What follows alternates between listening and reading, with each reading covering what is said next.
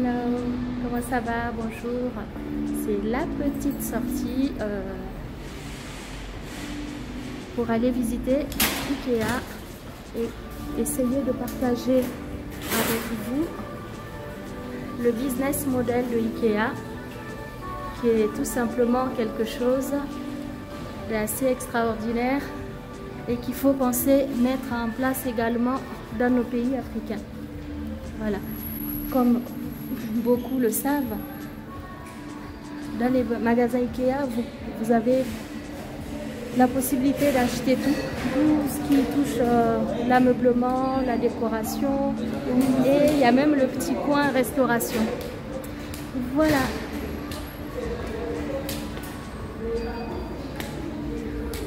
Le concept Ikea a été bien pensé.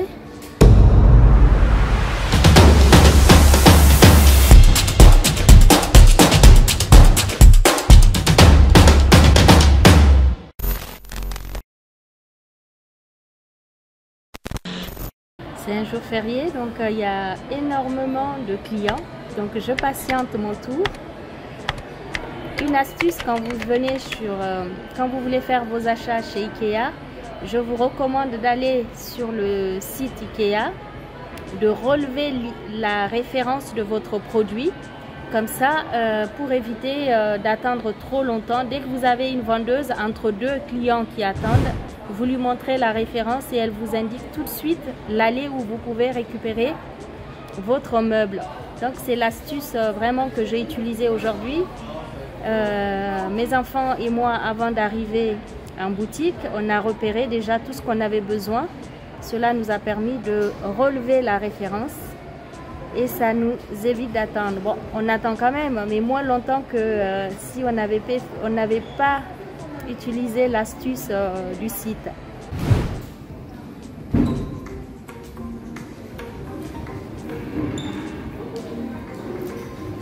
Chérie, prends un caddie s'il te plaît.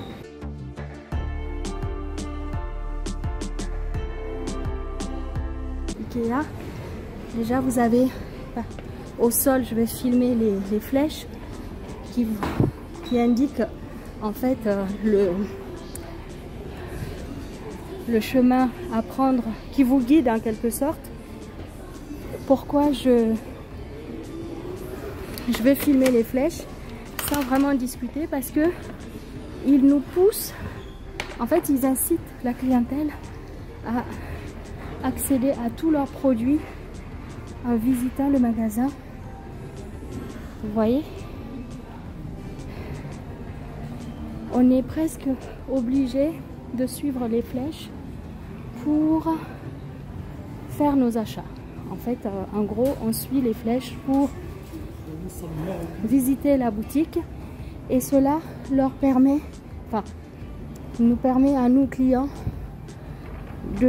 d'avoir accès, de voir, de visualiser tout ce qu'ils vendent en passant par tous les rayons et tous les thèmes possibles. Et vous avez un coin de vente de chaque côté. Je voudrais surtout souligner concernant Ikea l'exemple de son business model qui est très intéressant, car Ikea a la capacité, si on peut dire ainsi, de s'adapter aux problématiques des personnes. Ikea a su répondre à un besoin, c'est-à-dire qu'il répond aux besoins des personnes, de la classe moyenne, si je peux dire. Parce que grâce à la proposition, si on peut dire, des prix, des bas prix, les coûts sont très très bas chez Ikea. Donc Ikea est accessible aux familles qui ont au portefeuille moyen, aux familles qui ont des faibles revenus. Donc je trouve vraiment que le développement de ce business model est très intéressant. C'est pour ça que je parle de Ikea sans pour autant faire la publicité pour Ikea, mais je pense que c'est vraiment intéressant de se pencher sur la stratégie commercial de Ikea, sur les franchises Ikea qui ont su conserver le même fonctionnement, vendre des meubles en kit à des bas prix, mais des produits design accessibles à tout le monde. Pour ceux qui ont les moyens, la possibilité de mettre en place ce business model en Afrique, je vous dis go. Surtout n'hésitez pas.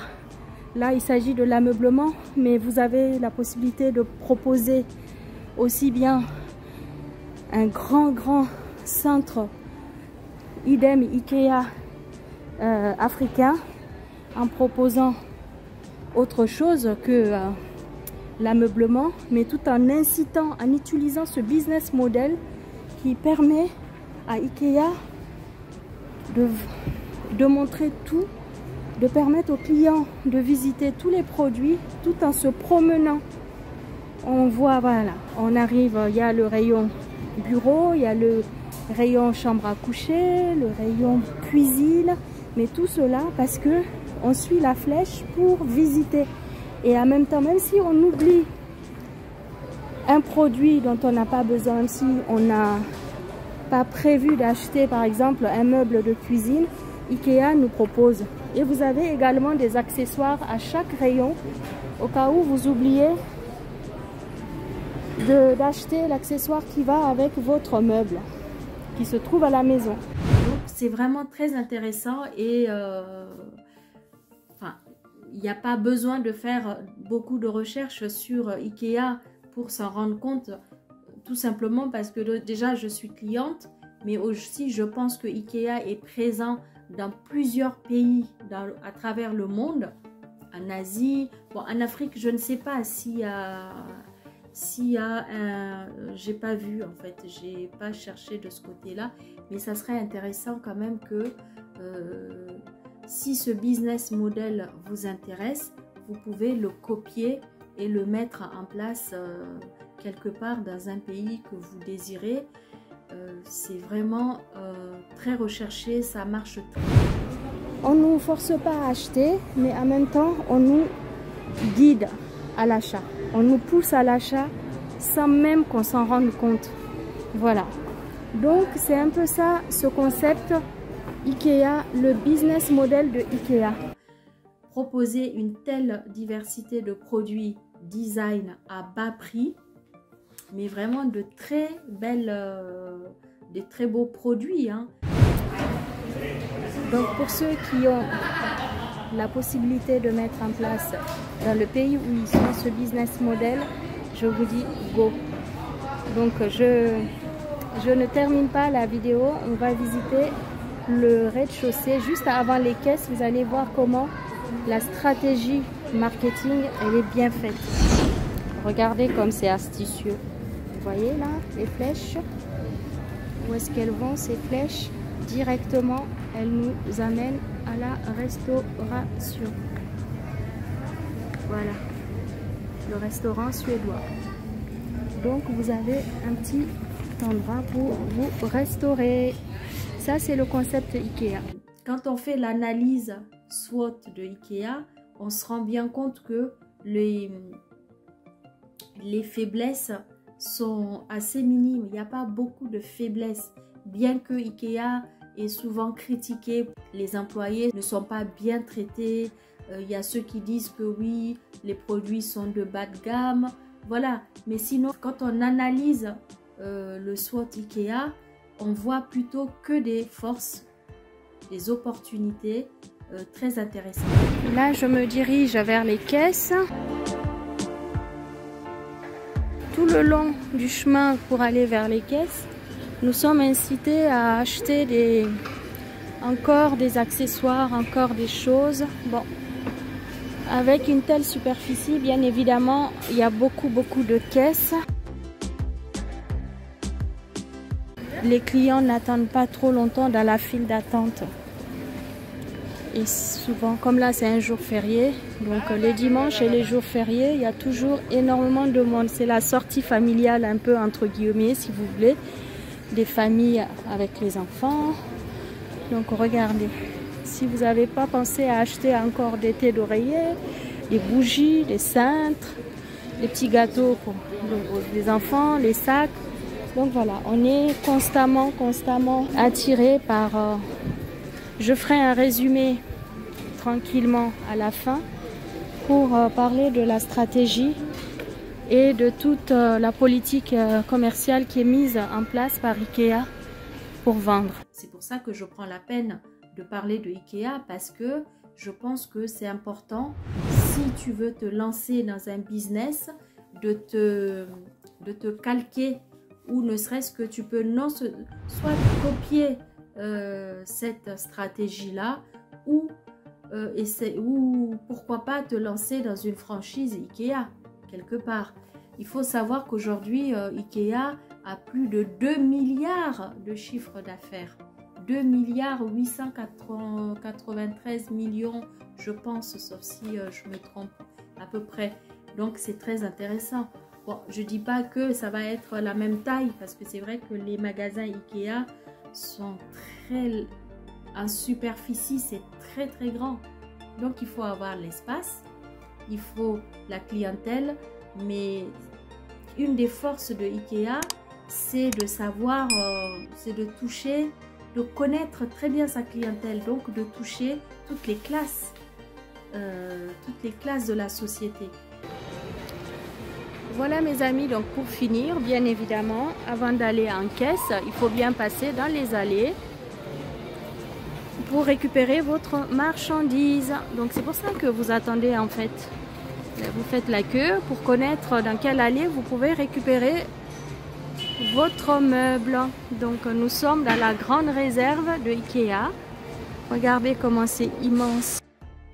Je ne veux pas faire la publicité de Ikea, mais c'est surtout le business model qui m'intéresse. C'est la raison pour laquelle je fais cette vidéo, pour que ça inspire bon nombre d'entre vous qui veulent se lancer en entrepreneuriat et qui ont suffisamment d'argent pour mettre en place un business aussi conséquent. Ils connaissent les besoins de leurs clients. Une autre force, c'est que Ikea est en permanence en recherche, est en permanence en train d'innover sur le plan des modèles des produits et sur aussi les qualités des produits. Donc pourquoi je te parle de tout ça, c'est pour te donner des idées si tu veux te lancer, comment toi aussi tu peux faire l'analyse du marché pour te permettre de te positionner, te poser les bonnes questions. Quelles sont les forces d'un business? Est-ce que je peux me lancer sur ce business-là? Est-ce qu'il y a un réel besoin? Voilà, comment je peux apporter une solution à un problème qui existe. Donc voilà comment tu peux te positionner, même si tu te lances dans la franchise. Donc j'ai trouvé intéressant aujourd'hui de mettre l'accent sur cette stratégie commerciale de Ikea, et aussi de te donner la possibilité à toi de réfléchir et toujours rester focus sur tes projets et te poser les bonnes questions. Et aussi bien dans la recherche de tes clients, la recherche des produits. Ce que j'ai peut-être omis de dire, c'est que Ikea a une force, c'est qu'il a une relation très fidèle avec ses fournisseurs. Sa relation avec ses fournisseurs lui permet la possibilité de commander des grands volumes. C'est très rare d'avoir des produits en rupture chez Ikea. Bon, c'est vrai qu'une fois qu'il y a un modèle qui n'est pas forcément réassorti, le modèle peut s'arrêter. Mais la plupart du temps, tous les produits reviennent et vraiment les fournisseurs arrivent à maintenir un rythme de livraison chez Ikea qui est assez régulier. Donc ça aussi, c'est très intéressant. L'autre détail très important dont Ikea a pensé, c'est le parking, le stationnement. Bon, c'est vrai que déjà, Ikea vend des meubles, donc c'est assez imposant, c'est des gros volumes. Mais ils ont quand même pensé au stationnement. Ça, c'est vraiment très important. Donc si vous avez l'idée d'ouvrir un centre commercial, c'est vrai qu'il est très important de penser à ce détail qui n'est pas négligeable, parce que quand on est une famille et qu'on voudrait faire des courses, on aimerait bien ne pas avoir la contrainte de chercher une place de stationnement. Donc voilà, le concept IKEA est bien pensé dans les moindres détails. Tous ces points-là, j'en parle pour te donner la possibilité de t'orienter vers comment tu peux, toi, t'intéresser lorsque tu as un business ou lorsque tu as un projet, sur c'est quoi les points sur lesquels tu peux t'arrêter et faire ton étude et savoir si tu peux te lancer ou pas. Je profite pour faire quand même cette petite vidéo en complément de ma vidéo du concept IKEA pour montrer, ça a l'air de rien, mais c'est quand même intéressant de s'arrêter sur ces sacs et les couleurs de ces sacs. Avec toute cette polémique autour du footballeur africain qui ne voulait pas porter le t-shirt. Regardez, IKEA, clairement, est solidaire. Donc, ces sacs sont effectivement très jolis, des jolies couleurs. Si moi je suis amenée à les acheter, je les achèterai surtout pour leur taille, pour la solidité et surtout par rapport au côté fonctionnel, pratique, si j'ai besoin. Voilà. Pas pour des raisons de prise de parti, de prise de position.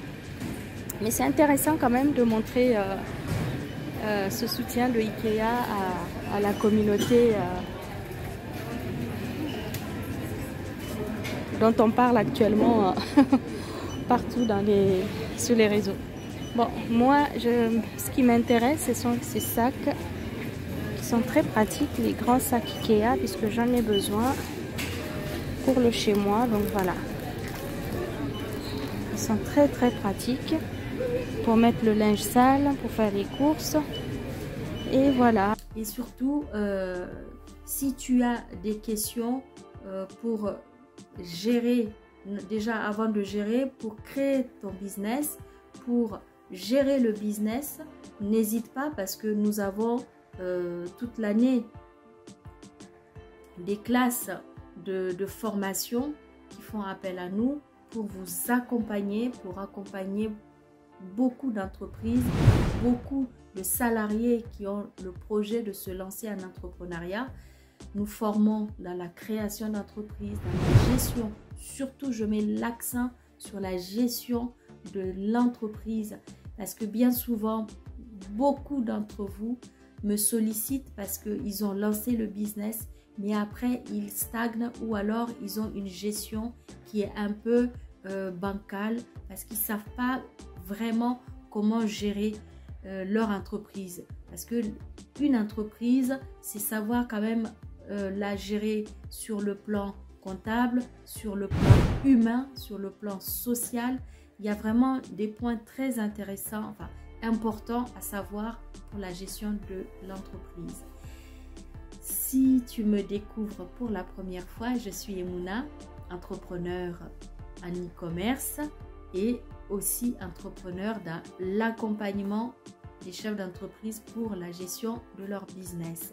Donc, si tu n'es pas encore abonné, n'hésite pas à t'abonner, à rejoindre cette belle communauté d'entrepreneurs. Et je te dis merci et à très bientôt.